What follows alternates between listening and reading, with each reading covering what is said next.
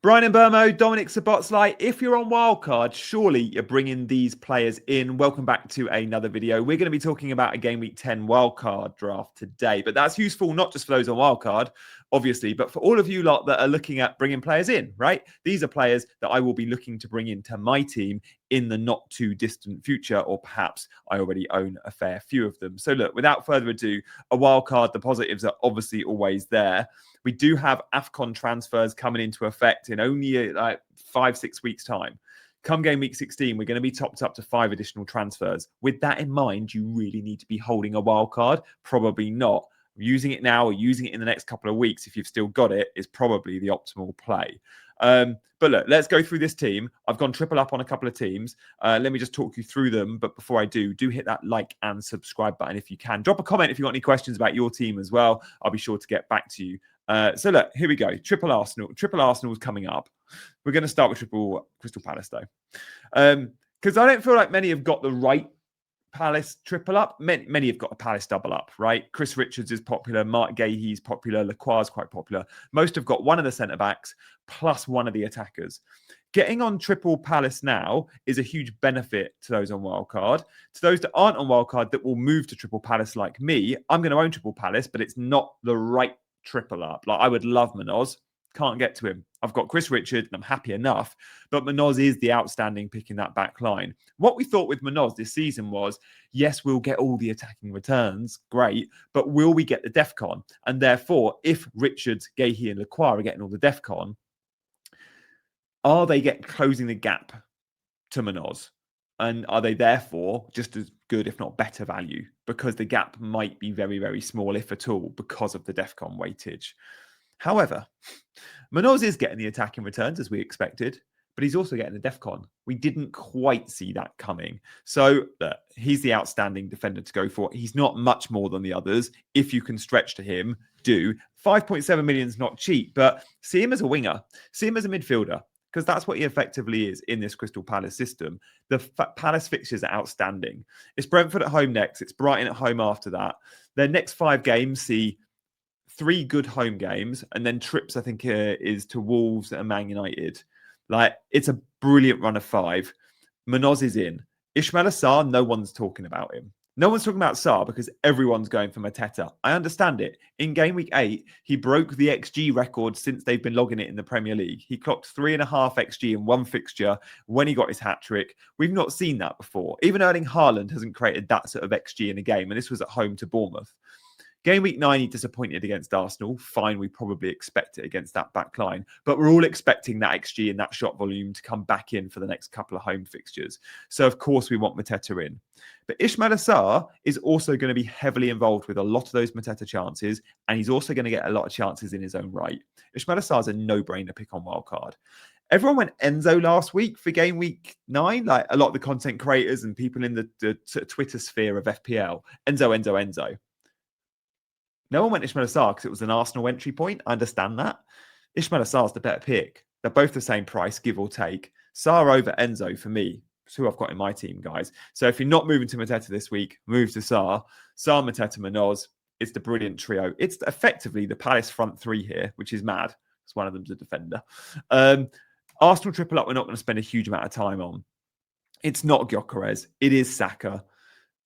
I think we've been really close to Saka monster hauls in game weeks 8 and 9.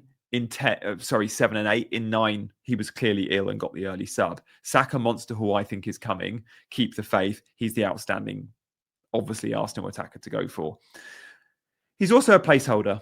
If you need to move to a Cole Palmer in a few weeks, or you might want to go to a Mo Salah, who knows, if that form turns around, then having an expensive midfielder in your team that you're up for selling and not overly attached to, like a Saka, is for me the optimal play. Gabriel, we're not going to talk about other than saying there's 2 must-have picks in FPL right now, and I think he's one of them. And then Raya. I've been doing these videos every week, and I keep saying double Arsenal defence is the play. I keep saying Gabriel and Timber would be my preferred 2. But because of the prices, that Timber's the same price as Raya, but because of the price of the other option in that combination, so Raya plus budget defender or Timber plus Pope. Timber plus Pope is way more expensive. I prefer Raya with a DEFCON 4 million guy. So I think for unless you've got the money, I'd go Timber and Pope all day long. I think Pope's a really good pick. But Raya's going to edge Pope, I think. Pope's perhaps better value because he's cheaper, but Raya's a great pick. I do prefer the Arsenal defenders, but money matters. And then, unfortunately for the Arsenal defenders, there's good replacements at 4 million that will also get points. In goal, you got Dubravka, but there's no loads of 4 million options that are going to get you points. Raya's going to tick over really nicely, guys. So Raya with Gabriel and Saka is where I would go if I was wildcarding in game week 10. Look, we're going to talk about some of the other juicy spots now. It gets a little bit less obvious and a little bit more fun. Guys, thank you for liking, by the way. And if you are new around here, it would mean a lot if you subscribe. And loads of the subscribers already, I notice, are coming on board as channel members. So thank you guys for hitting that join button below. Link in the description if you want to be a member. But I do a couple of videos a week on my phone, on the go, all FPL related. You can access them. You can support the channel. You get priority comments when we do lives. I answer all your questions at any time if you comment on a video. Ultras also have access to the WhatsApp group. So if you fancy it, guys, do check it out. Right. It's triple Palace. It's triple Arsenal. It's double Bournemouth. And again, I'm not going to spend time on these two. Yes, we may not have seen brilliant numbers from Semenyo in the last few weeks. Keep the faith. The season he's having, I think it continues. You could argue there's other 8 million midfielders coming to the fore now. I still think Semenyo's having very easy hold. Very easy hold. Same with Senesi. Best DEFCON defender in the game too. Wildcarding without them feels too... I don't want to say trigger happy because I did it last week in my wildcard draft. I was like, oh, could I go without them? I don't think I would now. They're too good. Enablers. So you can see their question marks on 3-4 million guys at the back. 4.0, 4.0, 4.1. It's Dubravka we're not going to talk about. Obvious, it's Dubravka. He's the best budget keeper. Actually, the only 4 million that's playing. Mukiele and Rodon allow you to play a back four each week. You play Gabriel, Senesi and Manoz pretty much every week. Maybe not this week for Senesi, but Rodon and Mukiele are startable every week pretty much. And there'll always be one with a good fixture. So Mukiele at home to Everton, good fixture for him. Everton just blanked against Spurs. They conceded 3. They didn't score at home. Sunderland can keep a clean sheet there. Rodon has huge goal threat. Mukiele has huge DEFCON threat as well as clean sheet threat. They're two very good options. I don't remember a season when we've had several really good 4 million defenders. We've always had one or two. This season, Estev's been good. Rodon's been great. Mukiele's been great. Alderete's been great. There's 4, 5, 6 good options that you can play each week. In years gone by, we have one or none even. Like it's like, oh, there is a 4 million option and he is in the starting 11, but his team never keep a clean sheet and DEFCON wasn't a thing. He may have got them then because, you know, the teams at the bottom of the league often are good for DEFCON. But yeah, for me, this season we can make the most of that. We're making the most of DEFCON, but we're making the most of good value as well. You can play a 4-4-2. You can play a 4-5-1 as Kieran FPL Discomfort has shown on my video from yesterday. Check that out. He's a top ranked content creator at 37k in the world. I'll put a link in after this video. He reveals his team and he's going 4-5-1 in game week 10. He's played 4-5-1 loads because of these cheap budget defenders. All right. This is where it gets exciting, I think. There's 4 spots. One of them so obvious. We're not even going to talk about the big man. But the 2 midfield spots here are really, really fun. I'm excited to talk about them. But first, Kroupi Jr. Kroupi Jr. is a really interesting case of he's not first choice 11 when everyone's fit. Evan Nilsson's the starting striker at that team. They spent a lot of money on Evan Nilsson. He works hard for the team. He offers Iraola loads. And he gets the best out of Semenyo. He gets the best out of Kluivert. He runs the channels. He holds the ball up. But he's also injured. Is he going to be fit for game week 10? Iraola will probably tell us. He's one of those managers that often does. So we'll hear more on Friday. But regardless of whether Evan Nilsson's fit, I think Kroupi Jr., off the back of his performance in game week 9, should start game week 10. And I think if he continues scoring, he's undroppable. Now, of course, he's going to stop scoring at some point and Evan Nilsson will come back in straight away. Or he'll be starting and getting 70 minutes and Evan Nilsson will always get 20. Or Evan Nilsson will start and Kroupi Jr. will come off the bench. It doesn't matter too much. This is your 3rd sub. Like, let's say you've got Rodon, Mukiele and Kroupi Jr. on your bench most weeks. It's fine to have a budget enabler pick in your attacking 8. It enables you to have all the big guns, as we've discussed. It enables you to have the Palace double up. It enables you to have Saka right off one position that's still a player that's going to get minutes and get goals. He could even get way more starts than we think because of his form. He's going to be awesome. Bournemouth are a team you can happily invest in. We've got Semenyo Senesi already, but Kroupi Jr., I said I'd double Bournemouth. I missed a trick there. It's triple. I'd be going there. Absolutely. If you've still got bench boost, this structure might have to change. You might worry unless you're using bench boost straight away. But the midfield spots are really fun. I want to talk about Mbeumo. Covering the Man United midfield for me now is a no-brainer. Their XG numbers are superb. They're right at the top of the charts. They're scoring goals for fun. Mbeumo ends games often as the number 9, but starts them always as the highest and widest. He is the Saka. He is the Salah. He is the outlet down the right-hand side that cuts in on his left foot, and he's got a great finish. He's also substantially cheaper than Bruno, and Bruno's a really good pick, but I think Mbeumo's just as good, and he's cheaper. He doesn't come with the pens, but he does take some set pieces. He's got really good finishing. Like, Mbeumo's finishing is top. Someone like Bruno misses loads of big chances. Mbeumo doesn't.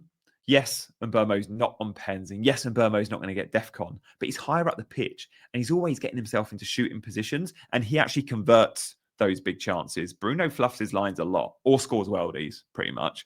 I'd be going to Mbeumo and saving the money, but covering the Man United attack now on Wildcard, I would be going there. Now, you may notice I've got some players here going to AFCON. Brian Mbeumo will be going to AFCON. Ismaila Sarr will be going to AFCON. That's all right. We're going to get 5 free transfers when that happens. I'm okay with that. Make the most of him before he goes, because you've still got, 6 games? It's fine. I'll be going to Mbeumo. The fixtures for United aren't the best, and Forest isn't the best entry point. Got to say that. But Man United are massively benefiting from a full week on the training ground, and we cannot underestimate that. There are good teams that aren't in Europe this year, and they are as follows. Bournemouth, go for the triple up. Everton, I love and die. I don't know how I get and die into this team, but the 5th spot there in midfield could easily be and die. Brighton, I've got Minter in my actual team. He's a really good pick. So yeah, it's a Man United. So it's Man United, Bournemouth, Everton and Brighton. 4 good teams, not in Europe. It's massive. 4 week on the training ground. No away days on Wednesday nights, coming back late on a Thursday, or Thursday night coming back late on a Friday. It matters. And we're going to see those 4 teams have good seasons, partly because of no European football. The 5th midfielder spot, though, it could be Minter of Brighton. Again, one of those teams. It could be Ndiaye of Everton. Again, one of those teams. I've got Minter in my actual team. I love Ndiaye very much, and it's a coin toss. But I'm going for a team in Europe, and I'm going for just an outstanding player. He's been Liverpool's best player this season, and that is Dominic Szoboszlai. He's often playing number 10. He plays number 8 a lot. Yes, we've seen him at right back. Doesn't seem to matter wherever he plays. He's still got good attacking threat. Obviously, if he's going to start playing number 10 more and more, you're laughing. His defensive contribution points have been off the charts in recent weeks. So let me just give you them all season. This is going to blow your mind. DEFCON, remember, he needs 12. So 9. He's had a 9, a 9, a 10, a 10. So he didn't get it in 4 games, but he got really close. He's also had a 14, a 16, a 12, and most recently a 22. He's getting DEFCON in over half his games. When he gets it comfortably. He's also had goals and assists this season. He scored the worldie free kick versus Arsenal. He's had an assist last time out against Brentford. And he's 6.5 million. And Liverpool have the fixtures moving forward. We're going without Mo Salah at the minute, right? Our team structure doesn't allow it. Well, come game week 12, they play Forest at home. And then after that, it's West Ham, Sunderland, Leeds, Brighton, Tottenham, Wolves, Leeds, Fulham. It's an amazing run. We're all going to want a Liverpool attacker. It might be Ekitike, it might be Salah, it might be Gakpo, it might be Wirtz. One guy we know is going to be playing every minute, and that's the guy who's been Liverpool's player of the season. It's Dominic Szoboszlai. You know, all those Liverpool attackers have been rotated this season. They have all suffered early subs. They've all missed a game. Even Mo Salah has been subbed earlier than we think. Dominic Szoboszlai has played 90 minutes in every single football match for Liverpool in the Premier League this season. He's absolutely a set and forget for slot. Now, yes, we don't want to see him at right back. He won't be there much. We don't want to see him deep in midfield. He won't be there much. More often than not, we'll see him playing number 8. And in the number 8 position at Liverpool, you're going to create chances. You're going to be in shooting positions. He's on set pieces now, corners. Remember, Trent doesn't exist. You saw the direct free kick. I just think the 6.5 million is worth a punt. I also love and die, as I've mentioned, and I think Minter's a good pick. Enzo's great at Chelsea too. You've got loads of options for that, and maybe depending on your budget, you change that spot. But this is my wildcard team. I hope you enjoyed it. I'm going to show you the last spot in a sec. But guys, I appreciate you watching this video. I appreciate you following my content and my journey. My team selection will be out tomorrow. Thank you for subscribing and liking. And of course, the 15th spot we're not going to discuss is Erling Haaland. I'll see you for another video very soon. Bye-bye.